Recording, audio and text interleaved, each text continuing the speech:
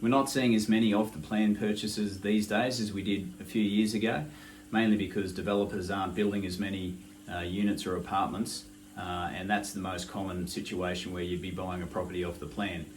You can also do it when you're purchasing land, where you're purchasing land and you're signing a contract before the land is registered. And there are a few things that are different to a normal purchase when you're buying off the plan. So it's important to have a good chat to us. One big thing is, we can get pre-approval from the bank based on your purchase price, but we can't get formal approval on the loan until we can conduct a valuation on the property that you're buying. So if you're buying a unit that isn't finishing for 3 years, we can't get a valuation done on that property until it's finished.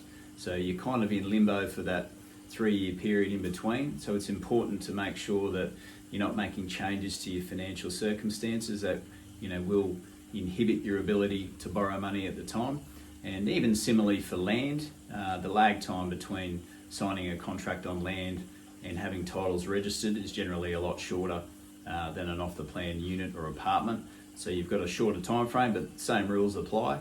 We can get you pre-approved for that purchase price, but you've got to understand that we can't get formal approval until we can get a valuer out there to conduct a valuation on the land. So it's very important to then have a look at your current situation and try and cast your mind forward to when the property might be finished to see if there's going to be any financial changes that could affect your ability to borrow money, because it can be very costly if you can't settle on the property, and that can mean losing your 10% deposit, potentially being sued by the vendor.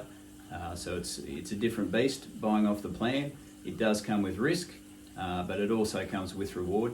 If you can buy into a market, settle into a market that is at a higher level than when you purchased, and it can mean that you can get first dibs on land as it's released, as opposed to waiting for titles to register. But the key is to have a chat to us and see what's involved, just to make sure you don't make any mistakes along the way.